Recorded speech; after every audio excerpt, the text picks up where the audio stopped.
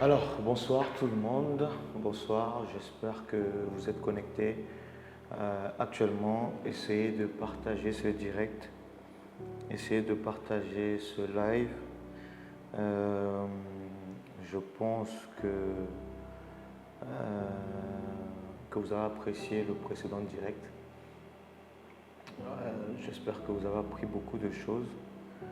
Donc aujourd'hui, on va encore parler d'un sujet qui est important. J'ai intitulé ça Tu portes peut-être en toi une grandeur que tu n'as jamais révélée. Tu portes peut-être en toi une grandeur que le monde n'a pas encore découvert, que le monde n'a pas encore vue. Tu dois te révéler. Les gens doivent te connaître et tu portes une très grande grandeur à l'intérieur de toi. En fait, ton potentiel est vraiment immense. Et c'est ce qu'on va parler aujourd'hui. Tu portes peut-être en toi une grandeur que toi-même tu n'as jamais révélée. C'est-à-dire qu'à l'intérieur de nous, il y a un géant, il y a un potentiel immense. Mais sauf que les gens autour de nous ne l'ont pas encore vu. Ils n'ont pas encore découvert ça. J'espère que vous m'entendez bien. Je vais mettre le micro ici pour que vous puissiez bien m'entendre. Donc, si vous m'écoutez bien, essayez d'écrire que vous m'écoutez bien, que vous m'écoutez bien, que vous m'entendez bien. Si vous êtes prêts, vous me dites on est prêt et puis je commence. Écrivez on est prêt et puis je commence. Parce que je ne veux pas attendre que tout le monde soit connecté, les gens vont voir ça après. Mais peu importe l'heure à laquelle vous allez voir, voyez juste, ce n'est pas un problème. Tu portes peut-être une grandeur que personne ne t'a jamais révélée. Yeah. Les gens ne savent pas qui tu es, ils ne savent pas ce que tu es en fond de toi. Donc les directs que nous allons faire, ce ne sera pas simplement sur l'art oratoire, ça sera sur le développement personnel, la psychologie, l'histoire, les neurosciences. On va parler de beaucoup de choses intéressantes et j'espère que vous allez prendre plaisir à apprendre de nouvelles choses, de nouvelles notions avec moi. Alors. On va commencer dans peu de temps. Je vais boire un peu d'eau.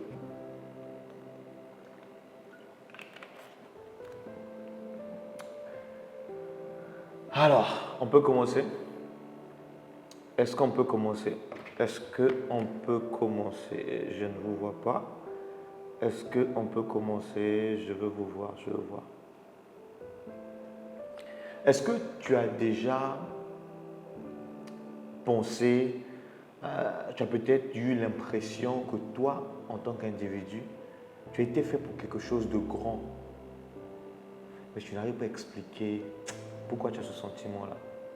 Genre, tu sens à l'intérieur de toi que tu n'es pas fait pour vivre la vie que tu vis actuellement, parce que tout autour de toi ne correspond pas à ce qui est à l'intérieur de toi. Est-ce qu'au fond de toi, tu as comme l'impression que tu es fait pour faire de grandes choses? Et ici, je te demande comment tu le sais, donc tu n'arrives pas à expliquer ça. Donc c'est ça ma première question et je veux voir. Est-ce que tu as déjà eu l'impression d'être fait pour quelque chose de grand et toi tu n'arrives pas à l'expliquer? Et au lieu de me regarder, écris aussi, mets en commentaire. Même si tu vas voir ça après, mets en commentaire. Si tu en direct actuellement, mets en commentaire, peu importe. Essaie de mettre un commentaire, s'il te plaît. Essaie de mettre. Ouais. S'il te plaît. S'il te plaît. Est-ce que tu as eu l'impression ou tu as l'impression d'être fait pour de grandes choses, mais tu ne sais pas comment expliquer pourquoi tu as cette impression-là? Parce que, en toute sincérité, je pense qu'il y a beaucoup de gens de ce monde qui vivent en dessous de ce qu'ils sont capables de faire ou de réaliser. En fait, ils vivent en dessous de leur potentiel. Et ce n'est pas que ces personnes sont incapables, mais sauf qu'il n'y a personne autour d'eux qui les a aidés à révéler leur grandeur. Et c'est ça le problème. C'est ça le problème parce que depuis qu'on est petit, lorsqu'on partait à l'école, on nous a poussé à apprendre beaucoup de choses. Pas que ces choses sont mauvaises. On nous a poussé à apprendre les mathématiques, Elle nous a poussé à prendre des dates historiques, la Première Guerre mondiale, la Deuxième Guerre mondiale, de nous apprendre la colonisation, de nous apprendre beaucoup de dates historiques. On nous a appris à apprendre, à retenir les règles, les formules. Mais il y a très peu de personnes qui sont venues vers nous, venues te voir pour te dire, bon Yann, tu sais, en fait, je pense que tu portes en toi quelque chose d'exceptionnel. On n'en a pas. On a vécu, je ne sais pas quel âge tu as. Peut-être que tu as 18 ans, 22 ans, 30 ans, 40 ans, 50 ans, 60 ans, 70 ans. Mais personne ne t'a dit en fait, à l'intérieur de toi, il y a quelque chose d'exceptionnel. On ne nous l'a pas dit. Et pour moi, c'est ça le plus grand drame de la vie. Parce que le plus grand drame de la vie, ce n'est pas de mourir. Parce que mourir, nous tous on va mourir. On ne sait même pas quand est-ce qu'on va mourir. Mais ce qui est sûr et certain, on va tous mourir. Donc ça, ce n'est pas un drame. Le plus grand drame de la vie, c'est que toi et moi, que nous mourons, sans pour autant découvrir ce que nous sommes capables de réaliser. Sans pourtant exploiter la plénitude de notre potentiel. Et ça, c'est pas bon. Parce qu'imagine un peu que tu passes ta vie à travailler, à courir, à payer les factures, à survivre, à faire des enfants, à bâtir une famille, mais sans pour autant savoir pourquoi est-ce que toi et moi sommes sur la terre. Tu vois, c'est ça le plus grand drame. Parce que le plus grand drame, ce n'est pas de mourir, ce n'est pas tout le reste, mais c'est de partir en sachant que moi-même qui suis dans la tombe, je ne connais même pas ce que je suis capable de faire. Et si je vous demande actuellement, vous allez m'écrire en commentaire, est-ce que l'école que vous avez suivie, sans manquer de respect à l'école l'école dans laquelle on t'a mis depuis que tu es enfant, est-ce que dans cette école, il y a un professeur, il y a un enseignant, il y a un directeur, il y a une personne qui t'a aidé à découvrir ton potentiel? Est-ce que tu as rencontré ce type de personne? Est-ce qu'on t'a appris ça à l'école? La réponse soit c'est oui, soit c'est non. Oui, on m'a appris à découvrir mon potentiel ou non simplement. Donc je veux que tu puisses écrire. Est-ce que dans ton parcours scolaire, on t'a aidé à découvrir ton potentiel? Quelqu'un t'a orienté, t'a montré comment poser des questions sur comment toi tu dois faire pour découvrir ton potentiel. Vous voyez? Je suis sûr que la plupart, ce sont personnes, 95, si pour ne pas aller loin, 99,9%, nous avons fréquenté ou bien nous avons été dans des écoles, dans des universités, dans des collèges, dans des lycées, dans des primaires où on nous a appris à obéir. On nous a appris à répéter les leçons. On nous a appris en fait à rentrer dans un moule, à rentrer dans une case, à rentrer dans une boîte. Mais on ne nous a pas appris à découvrir notre mission. Et c'est ça le problème. Parce que l'un des problèmes, c'est que les gens autour de toi t'ont poussé à croire que toi qui me regardes actuellement, que tu es ordinaire. Tu n'es pas ordinaire. C'est moi qui te le dis aujourd'hui. Tu n'es pas ordinaire. Et le problème, c'est que vu que les gens ont passé le temps à le répéter, tu as fini par croire que toi, tu es ordinaire. Et tu as fini par le croire. Pourquoi? Parce qu'on a passé le temps à te comparer. Les gens t'ont humilié. Les gens t'ont rabaissé. Les gens t'ont dit que toi, par exemple, moi, on m'a dit ça. Les gens m'ont dit que moi, je n'étais pas intelligent. Les gens m'ont dit que moi, je ne pouvais pas réussir. Les gens m'ont dit que moi, j'étais un perturbateur. Les gens m'ont dit que moi, je n'étais pas un bon élève. Les gens m'ont dit que l'école, ce n'est pas fait pour les gens comme nous. Ou que tout ce qui se passe, ce n'est pas fait pour les gens comme nous. Il y avait des gens qui avaient des prédispositions. Et pendant longtemps, on m'a dit d'être réaliste. Mais moi, je ne suis pas réaliste. Et ce que je veux te dire aujourd'hui et maintenant, c'est que beaucoup de personnes extraordinaires que tu connais ou que tu as rencontrées dans ce monde, au départ, ces personnes ont douté d'elles-mêmes. Donc même si tu doutes de toi actuellement, ce n'est pas un problème. Parce que beaucoup de personnes ont douté d'elles-mêmes. Moi, dans mon cas, comme je t'ai dit, j'ai douté de moi. Dans mon cas, j'ai eu peur. Dans mon cas, ce n'était pas facile pour moi de devenir un orateur. J'avais du mal à prendre la parole en public. J'ai pu parler en public à partir de 2014, en janvier. Ça, c'est le déclic qui s'est passé lors de la nuit de traversée du 31 décembre au 1er janvier 2014. C'est durant cette période-là que ma transformation s'est passée. Donc, parce que pendant longtemps, j'ai douté de moi. Pendant longtemps, je croyais que j'étais incapable. Pendant longtemps, je pensais que j'étais timide. Pendant longtemps, j'étais complexé. Pendant longtemps, je manquais énormément de confiance en moi.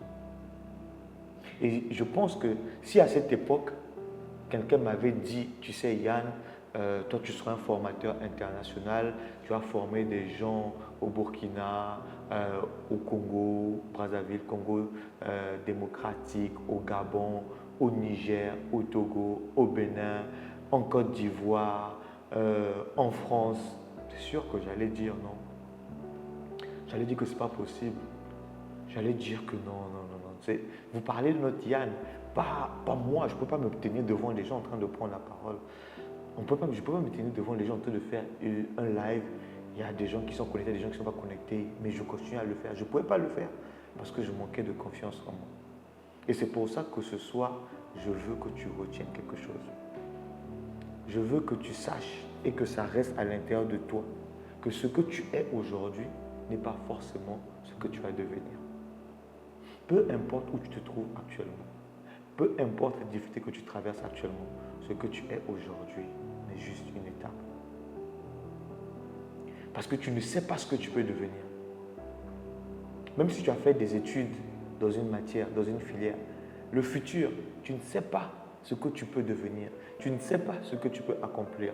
On a vu dans notre cadre africain, on a vu la plupart des personnes qui dirigent nos pays actuellement. Je pense que dans la plupart des pays comme au Burkina, au Gabon, au Bénin, au Sénégal, tous ces pays-là où il y a de nouveaux chefs d'État, je pense que si on leur posait la question 10 ou 15 ans en arrière, est-ce que vous voyez en tant que chef d'État? Ils pouvaient le dire, mais est-ce que vous pensez que ça pouvait arriver? Ils doutaient d'eux. Mais aujourd'hui, la preuve, au Burkina, on a un chef d'État. 15 ans, 20 ans en arrière, je ne pense pas que le président Ibrahim pouvait penser qu'il devait être président.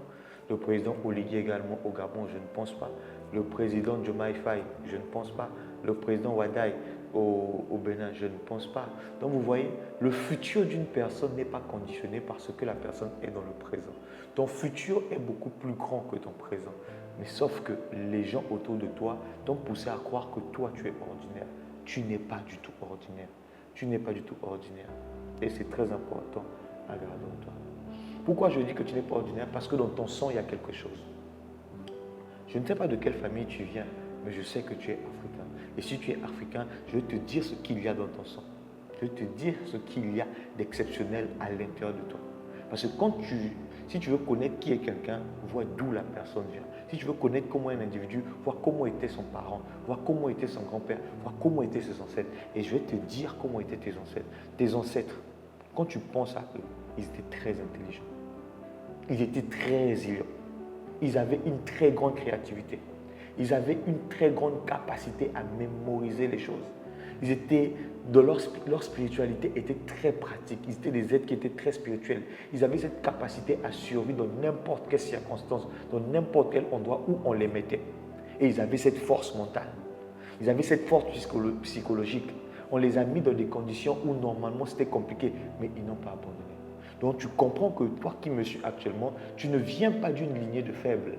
Tu ne viens pas de personnes qui sont faibles. Les gens qui ont partagé le même sang avec toi, ils étaient forts. Ils étaient forts. On descend des peuples qui ont vécu et survécu à l'impensable.